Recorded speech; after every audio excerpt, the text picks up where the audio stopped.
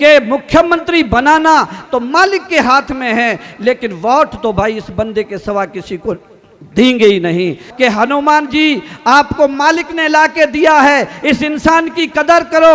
अगर कदर नहीं करोगे तो ये वक्त चला जाएगा। राजस्थान का अगर अवेशी है तो यही हनुमान है, और राजस्थान का हनुमान अगर है तो यही हनुमान है। जाने आपस में लड़ रहे हैं, छोड़ो दोनों को, तीसरा तुम्हारा हनुमान तैयार है। चले जाओ बीजेपी के अंदर, चले जाओ बीजेपी के अंदर, वहां 2 क्या 10 लोगों की टीम लड़ रही है। लड़ने वालों को वोट मत दो, जो तुम्हारे लिए लड़ता है उसको वोट दो। और हम हनुमान बेनीवाल को मैं इंशाअल्लाह मिला, मुलाकात मेरी हुई, तो मैं गुजारिश करूंगा कि आप और अवैसी साहब इस तरीके और जो नेता दूसरे हैं राजस्थान में, जो जिसका दिल साफ है, जिसकी नीयत साफ है, वो बैठ करके अब खुदारा हमें परेशान मत कीजिए, हमारे नौजवान बेरोजगारों को रोजगार दीजिए, हमारे किसानों के लिए जो अभी बताया 2000 यूनिट आपको फ्री देंगे। क्यों भाई अभी क्यों दे रहे हो? 5 साल कहाँ गए थे आप? जब जीते थे उसी दिन से 2000 देते तो मानते कि भाई इन्होंने हमारी खिदमत और सेवा की है। ये तुम्हें हम खाली हमें तुम पागल बनाना चाहते हो। अब हम भी हनुमान के नशे में मस्त हैं। अब आज इस बात को भूल जाइए। मैं आपसे गुजारिश यही करना चाह रहा था कि वक्त बदल चुका है, शिक्षा की जरूरत है। जब शिक्षा की जरूरत है, अभी बोल रहा था कि जब पेपर लीक हो जाता है, क्यों भाई पेपर लीक की हमारे मुख्यमंत्री महोदय बात करते हैं कि मैं जांच कराऊंगा। भाई 5 साल से तुम्हारी जांच पूरी नहीं हुई, अब देखना ये पब्लिक तुम्हारी जांच करेगी कैसा होता है।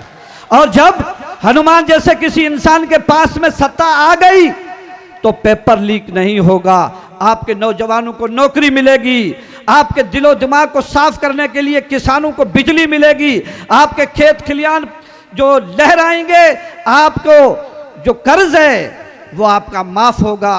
कब होगा? ये घूम घूम के जो बजरी माफियाओं के जो चक्कर उससे आपको छुड़ा रहा है, तो किसानों को कर्जे से भी माफी यही दिलाएगा। यही जो बात पहले से वक्ता जो कह रहे हैं अभी आएगा, अभी आने वाला है। मैं MIM से ताल्लुक़ रखता हूं, लेकिन आया सिर्फ इसलिए हूं कि बड़ा दिलदार आदमी है, इसकी दिल साफ है।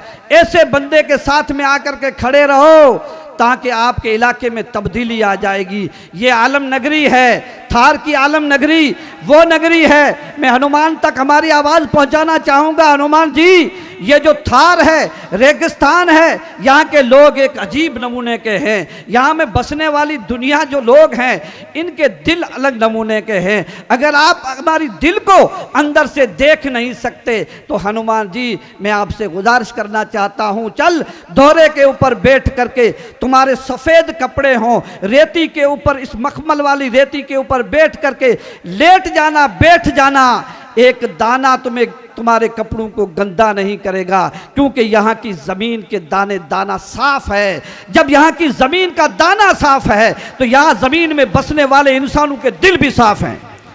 यहाँ पे कुछ लोग दिल्ली और यूपी की बातें करते हैं, होगा कोई यूपी में तुम्हारे उस जैसा? यहाँ तो अनमोल इंसान हैं। हमें सिखाने की बात मत करो। हम तो वो हैं जो एक पशु को जब वो दूध सूख जाता है फिर भी हम उनको खिलाते हैं, पिलाते हैं। उस आस से नहीं खिलाते कि हमको दूध देगा, उस आस से खिलाते हैं कि हमारे ये पशु बड़ा होगा, हमारे घर को और आबाद करेगा। मैं गर्ग साहब को कानों में बात डालना चाहूँगा कि हमारे यहाँ के लोग किसान हैं, चाहे हम सिंधी हों, चाहे दूसरी कौमों से, दलितों से, जाटों से, बहुत सारी यहाँ की जितनी कौमें हैं, रेबारी वगैरह, सब लोग पशुपालक हैं। एक पशुपालक बकरी पालता है, बकरी बच्चा देती है, देने के बाद में 6-8 महीने तक वो बेचारा अपना घर के बच्चों के दाने हैं वो उन मवेशी को खिलाता है। 6 महीने के बाद में उस एक बकरी का बच्चा जिसकी हकीकी रेट कम से कम 10 से 12 हज़ार होनी चाहिए, उस बकरे की रेट 12 हज़ार होनी चाहिए। उस जगह पशु लेने वाला, खरीदने वाला हमारा ही भाई होता है, वो आता है 3 हज़ार से ज़्यादा हमें नहीं देता, क्योंकि हमारी मेहनत के नेताओं के पास कोई कदर ही नहीं है। इसलिए पशुपालकों पे ऊपर तवज्जो देनी चाहिए सरकार को। किसानों को कर्ज माफी के तौर पे इन्होंने पहले ठगा, ये पूरे इन्होंने दिन निकाल 5 साल निकाल दिए, अब नई नई योजना लेके आए हैं। इन योजनाओं की ज़रूरत नहीं। मैं आप सबसे गुजारिश करना चाहता हूं कि हनुमान जी आपको मालिक ने ला के दिया है, इस इंसान की कदर करो। अगर कदर नहीं करोगे तो ये वक्त चला जाएगा, तुम्हारी आने वाली पीढ़ी तुम्हें माफ नहीं करेगी। क्योंकि हमने देखा है कि बड़े बड़े बंगलों में रहने वाले बड़े बड़े जो नेता हैं वो अपने चेलों की और अपनी जेबें भरने में लगे हैं, तुम्हारे हक का कोई नहीं सोचता। इस बंदे ने आवाज उठाई है, सब अपनी जात पात की बात छोड़ दो। चौधरी घर में जन्म लिया तो क्या हुआ, लेकिन ऐसा इंसान है, इस इंसान को तुम 36 की 36 कौमें साथ दोगे तो इंशाअल्लाह ये कामयाब हो जाएगा।